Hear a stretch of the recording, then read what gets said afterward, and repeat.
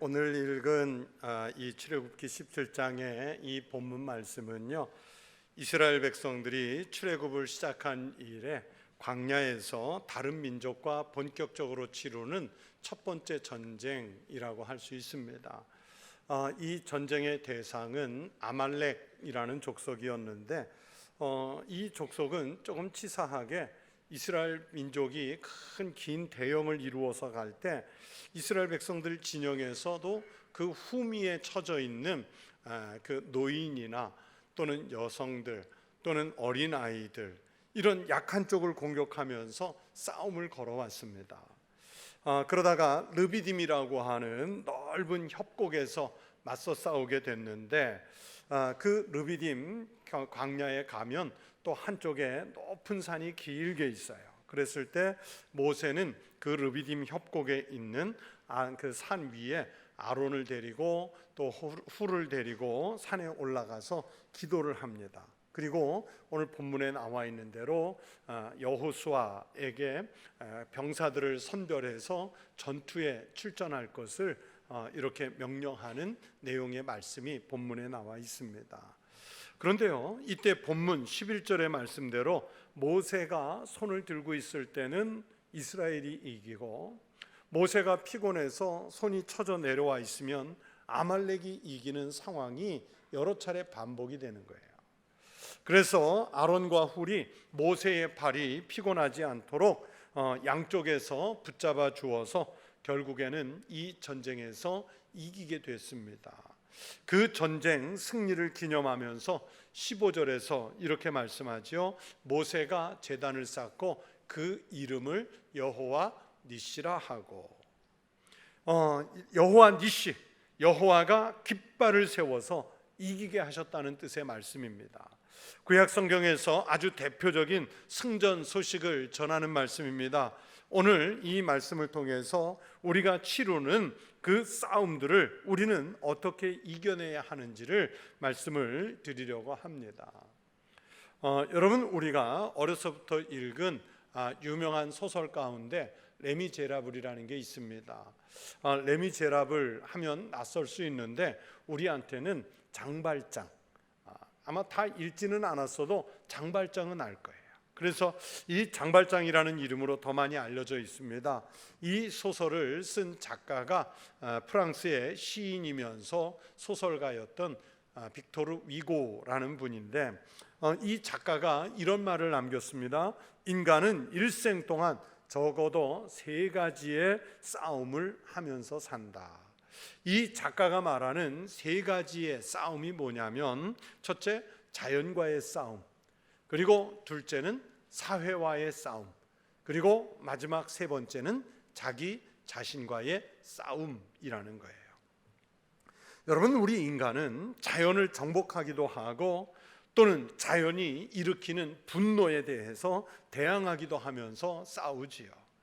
우리가 자연에 속하여 그 일원으로 살기도 하지만 또 인간의 터전을 확보하기 위해서 그 자연에 맞서 싸워야 할 때도 종종 있습니다. 이게 현실이에요. 또 우리는 사회와 동떨어져서 살 수 없기 때문에 사회라는 삶의 현장에서 그 구성원으로 살고 있습니다. 그러면 그 사회에서 편하고 안정되게만 사느냐 하면 또 그렇지도 않아요. 많은 싸움을 하면서 살아야 합니다. 사회의 법률이나 제도, 문화 또는 인간관계, 이런 것들이 다 나 편하도록 존재해 줍니까? 때로는 나의 이익과 권리 또는 자유를 쟁취하기 위해서 사회와 맞서 싸워야 할 때가 종종 있습니다. 이게 사회와의 싸움이에요. 자연과의 싸움, 사회와의 싸움이 대외적인 성격을 갖는다면, 3번째로 말한 자신과의 싸움은 내면의 싸움이지요. 사람들은 자기 자신과 각종 다양한 싸움을 합니다. 할 것이냐 말 것이냐, 갈 것이냐 멈출 것이냐, 먹어야 할 것인가 먹지 말아야 할 것인가, 만나야 할까 만나지 말아야 할까, 이 길로 가야 하나 다른 길을 선택해서 가야 할까, 온갖 경우의 수들을 놓고 자신의 내면 속에서 우리는 싸움을 합니다. 그것을 다른 말로 하면 내면의 갈등이라고 표현할 수 있어요. 여러분은 이 세 가지의 싸움 중에서 어떤 싸움이 가장 어렵다고 생각하십니까? 빅토르 위고는 이 세 가지의 싸움 중에서 자기 자신과의 싸움이 제일 어렵다 그렇게 말했습니다.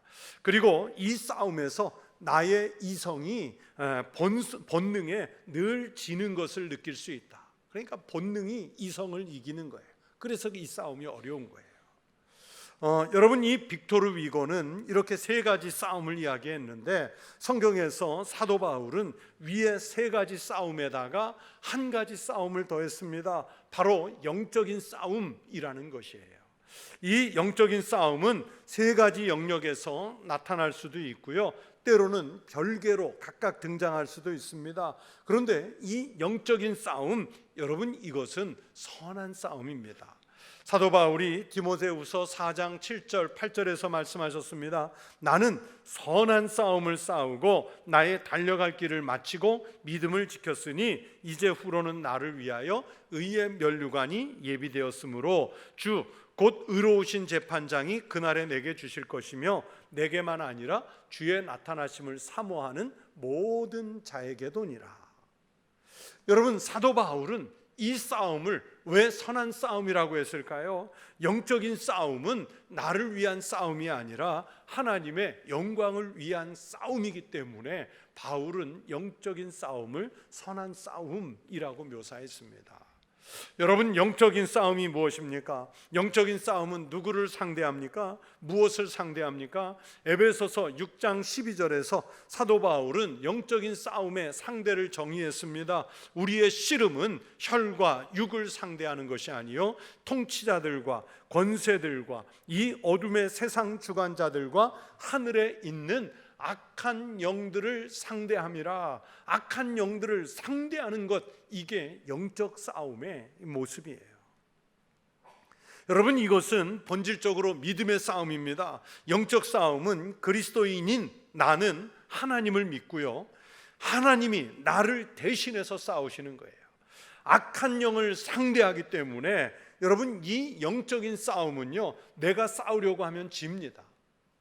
여러분, 악한 영이 얼마나 센지 잘 모르시죠? 세상에 어떤 권세, 권능, 힘을 가진 사람들은요, 여러분, 이 악한 영과 싸워 이기기가 쉽지 않아요. 우리의 능력으로는 이길 수가 없어요. 우리가 하나님을 믿는 믿음이 없으면 인생에서 만나는 문제들을 내가 싸워서 이겨보려고 하죠. 그러나 이길 수 없어요. 여러분, 우리는 그리스도인이라는 이름을 가졌습니다. 그렇기 때문에 한 그리스도인은 하나님을 믿는 사람입니다.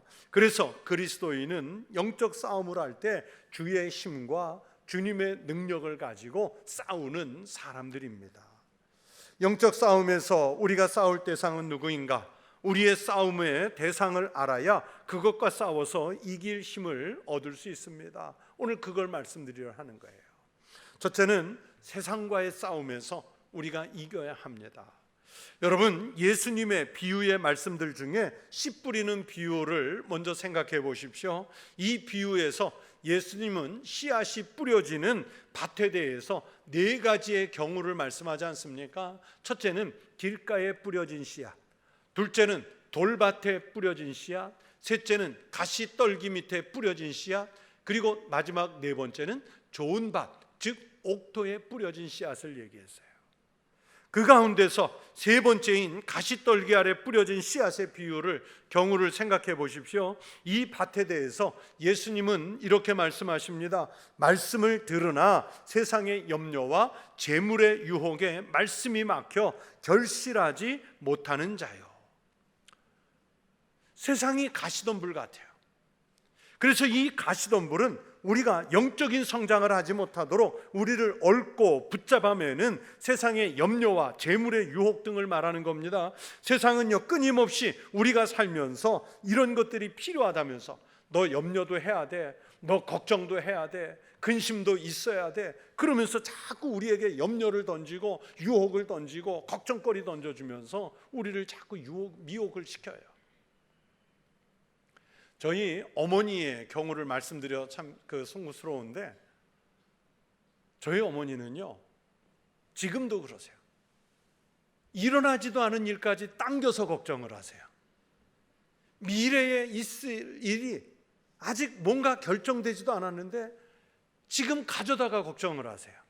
그래서 제가 어머니, 그거는 아직 일어나지도 않았고요, 그게 될지도 모르고 안 될지도 모르고요, 나중에 다 일이 벌어진 다음에 걱정하셔도 넉넉해요. 걱정하지 마세요. 좀 마음 편히 계세요. 제가 그렇게 아무리 말씀드려도 그러면 돌아오는 답은 항상 똑같아요. 그래도 걱정되는 걸 어떡하냐. 여러분, 그 걱정, 그걸 왜 오늘 걱정, 오늘 하는 게도 바쁜데 왜 앞에 일어날 일까지 끌어다 걱정을 합니까? 그게 비단 저희 어머니뿐이겠습니까? 너무나 많은 사람들이 세뇌가 돼서 염려와 유혹이 없으면 마치 죽을 것처럼 불안해요. 그래서 염려를, 걱정을, 근심을, 불안을 끌어오는 거예요. 그러나 성도 여러분, 우리 그리스도인은 세상을 살면서 하나님이 공급해 주시는 힘으로 살아야 합니다. 그 힘이 아닌 인간적으로 방법으로 살면 잠시 성공하는 것 같지만 결국에는 실패해요. 여러분, 오늘 읽은 이 본문 말씀에 등장하는 아말렉 군대는요, 여러분, 상대적으로 매우 강한 군대입니다. 왕을 중심으로 이미 잘 조직된 군대였습니다. 반면에 이스라엘은 이제 출애굽해서 갓 광야길에 들어섰기 때문에 이런 전투에 필요한 훈련을 받아본 적이 있습니다? 없습니다. 군대 조직이 제대로 갖춰져 있지도 않아요. 여러분, 이들이 무슨 무기를 변변히 갖추었겠습니까? 남녀와 어린 아이가 막 뒤섞여 있는 오합지졸 같은 무리입니다. 여러분, 이런 이스라엘의 전력으로는 아말렉을 이기기 어렵습니다. 아니, 절대적으로 어렵습니다. 이런 상황에서 모세가 아론과 훌을 데리고 그 산 위에 올라가 기도하지요. 자기들의 힘과 자기들의 능력으로는 이길 수 없다는 것을 알고 있습니다. 여러분, 갑자기 전투를 앞두고 군사력이 증강되는 것도 아니에요. 다른 나라 군대가 외교적으로 무슨 협상을 벌여서 지금 이스라엘을 원군으로 나서줄 수 있는 상황도 아닙니다. 여러분, 지금 이 광야에서 이스라엘을 도울 수 있는 것은 아무것도 없어요. 이런 절체절명의 위기 앞에서 모세와 이스라엘이 할 수 있는 것은 유일하게 하나님을 의지하는 것밖에 없습니다. 그래서 기도를 통해서 하나님만 의지하지요. 그리고 하나님은 그들의 기도에 응답하셔서 그 전쟁에서 이기게 하셨습니다. 여호와 니시. 그래서 하나님께서 직접 깃발이 되주셨다, 니시가 되주셨다 하는 뜻으로 오늘 이 본문에서 우리가 잘 아는 여호와 니시라는 말이 나오는 거예요. 여러분, 오늘 이 본문 속에서 이 전쟁에서 누가 이겼습니까? 모세가 이겼습니까? 오합지졸 이스라엘이 이겼습니까? 아닙니다. 하나님이 이기셨습니다. 이 전쟁은 모세나 이스라엘이 이긴 전쟁이 아니라 하나님이 이기신 전쟁입니다. 여러분, 세상을 살아가면서 이길 수 없을 것 같은 거대한 그 장벽이 가로막아 올 때가 있어요. 힘이 우리를 억눌러 올 때가 있어요. 여러분, 그 앞에서 담대하시기를 바랍니다. 주눅들지 마십시오. 세상에서는 너희가 환난을 당하나 담대하라, 내가 세상을 이기었노라. 세상을 이기신 그분이 나의 하나님, 나의 주님, 나의 구원자가 되시지 않습니까? 여러분, 기도의 팔을 높이 드십시오.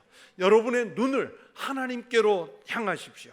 여러분의 마음을 하나님께 여십시오. 그러면 이기게 하실 줄로 믿습니다. 세상과의 싸움에서 확실하게 이기는 성도가 되시기를 축원합니다. 두 번째는 비슷할 수도 있는데 환경과의 싸움에서 이겨야 합니다. 여러분, 우리는 이 세상에서 아무리 좋은 조건, 완벽한 환경에 산다고 해서 뭐가 더 잘 되고 반드시 이기는 게 아니에요. 생물학과 그 생명공학으로 유명한 펜실베니아, 미국 펜실베니아 대학교에서 아메바 배양 실험을 하는 중에 이런 실험도 했어요. 아메바 단세포 아닙니까? 이 아메바에게 아메바가 서식할 수 있는 가장 좋은 환경을 만들어주고 시간을 지나서 배양을 시도를 했습니다. 그런데 놀랍게도요, 결과는 아메바 배양을 하는 일에 실패하게 됩니다. 환경이 너무 좋아서 이 아메바가 그냥 거기에 적응해 버리니까 대항할 능력을 가지려고 하질 않아요. 그냥 자기 좋은데 뭐하러 수를 불리겠습니까? 환경이 완벽하게 좋다는 것이 생존과 승리를 보장하는 것이 아니라는 뜻이에요.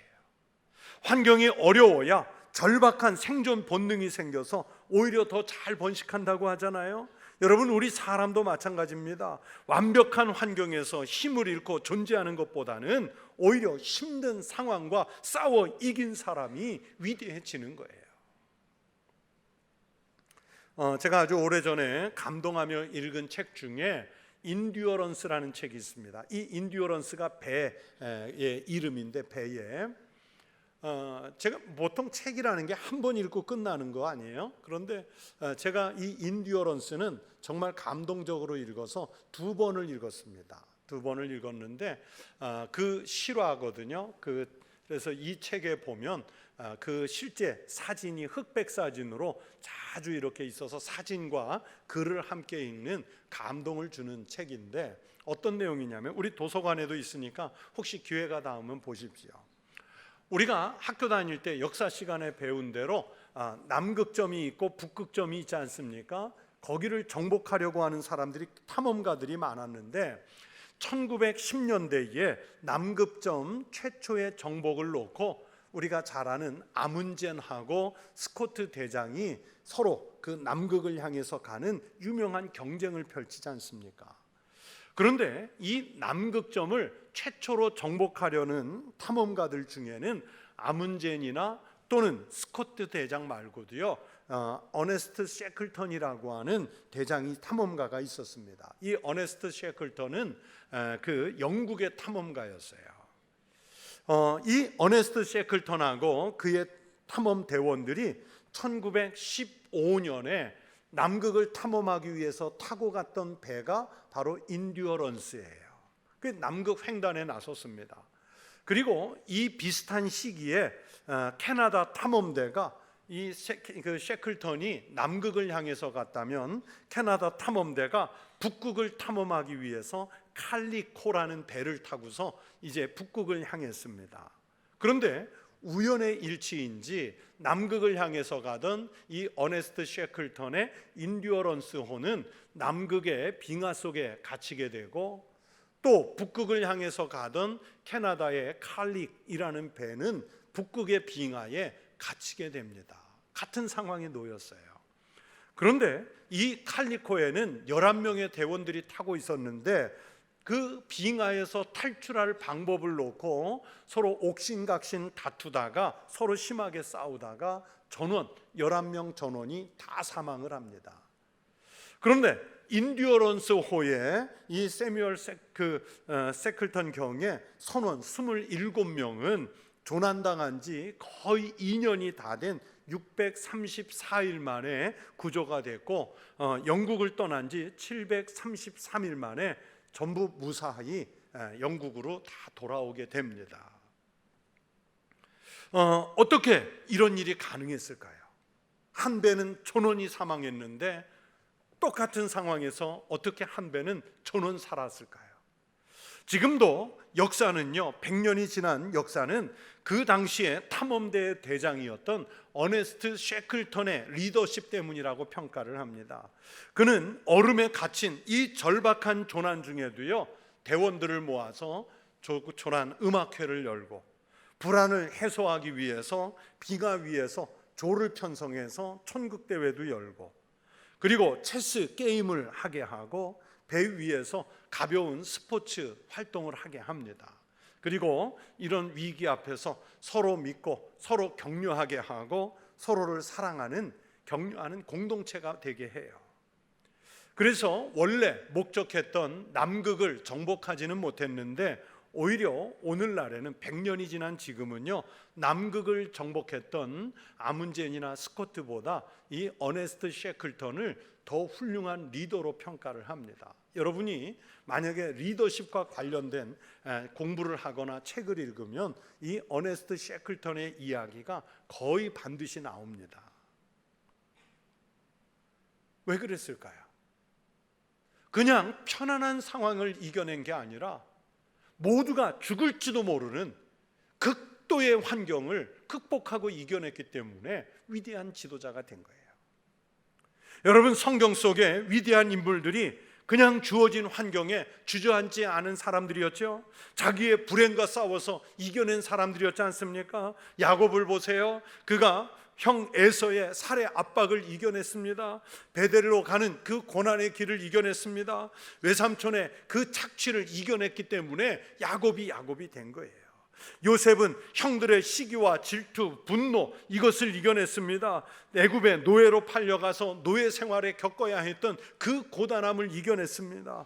욥은 인간이 겪을 수 있는 최악의 고난을 만났지만 주신 분도 하나님이시기 때문에 가져가실 분도 하나님이라 하면서 그 인간 최악의 고난을 이겨냈습니다. 신약의 사도 바울은 어떻습니까? 말로 다 형용할 수 없는 고난을 이겨내지 않습니까?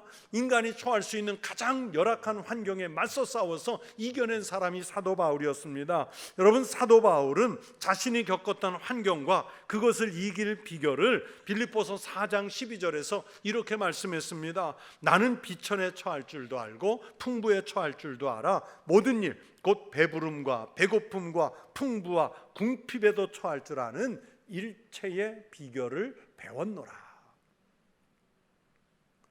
여러분, 오늘 여러분은 어떤 환경에 사십니까? 몸이 많이 아프십니까? 가난해서 힘이 드십니까?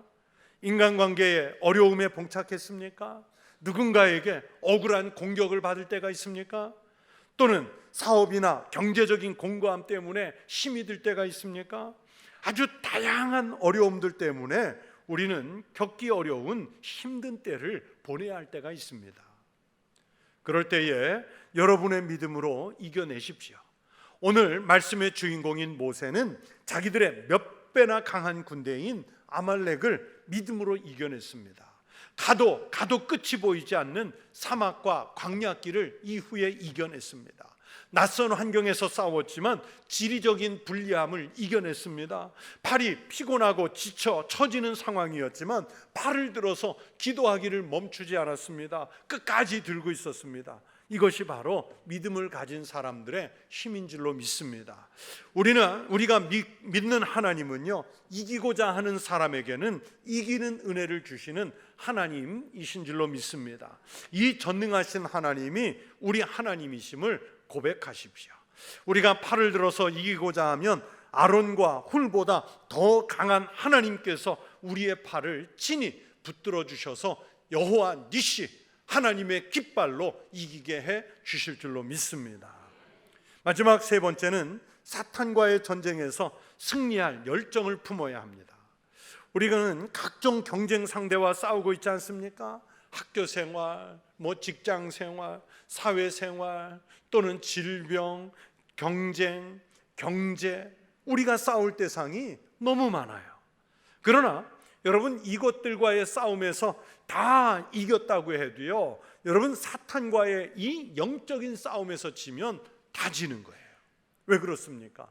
사탄과의 싸움에서 지면 영생을 잃어버리기 때문입니다. 이스라엘 백성들이 출애굽해서 오늘 본문의 장소인 르비딤 광야, 여기까지는 일단 잘 왔습니다. 그러나 아말렉과의 전쟁이 이제 마지막 전쟁이 아니에요. 오히려 이스라엘이 가나안 땅에 들어가기 전에 더 센 적을 만나기 전에 그들과의 전쟁을 통해서 훈련시켜 가시는 하나님이시라는 것을 알 수 있습니다. 여러분, 이스라엘이 가나안 땅에 들어가서 거기에 정착해서 살아도 주인이 아니라 애굽에서처럼 종으로 산다면 이 출애굽이 무슨 의미가 있겠습니까? 차라리 애굽에서 그냥 사는 게 나았을 겁니다. 만나는 전쟁에서 지면 안 됩니다. 기왕에 들어가려면 종이 아니라 주인으로 가나안 땅에 들어가야 하지 않겠습니까? 사탄은요, 우리가 가나안 땅에 천국에 들어가지 못하게 하려고 우리의 약한 부분을 물고 늘어지는 거예요. 약점을 물고 늘어집니다. 사탄에게도요, 전략이 있습니다. 여러분, 사탄이 무계획, 무전략, 무전술로 우리를 공격해 오는 게 아니에요. 사탄에게 전략이 있습니다. 사탄의 전략 중에 뭐가 있냐면 나의 단점을 보게 하는 거예요.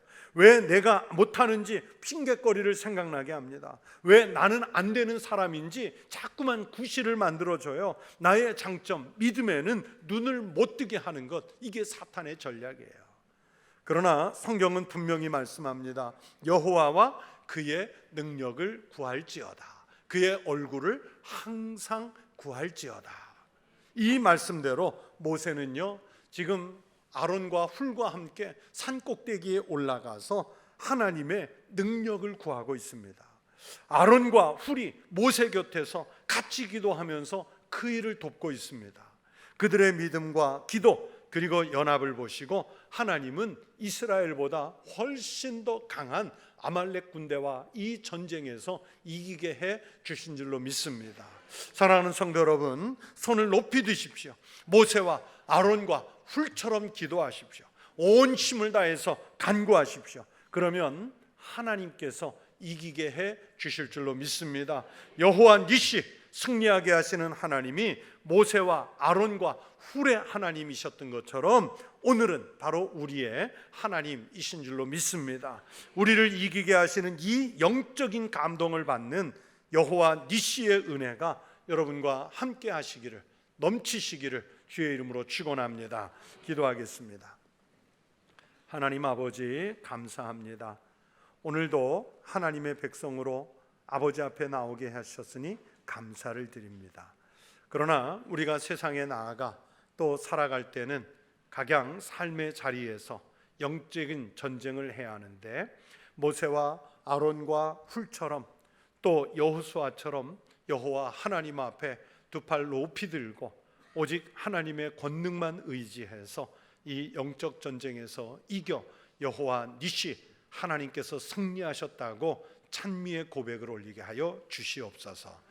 우리 성도들에게 세상의 온갖 시험과 유혹이 밀려올지라도 하나님의 권능으로 이겨 우리가 지켜야 할 신앙을 잘 지키게 하여 주시옵소서. 감사하오며 예수님 이름으로 기도드리옵나이다. 아멘.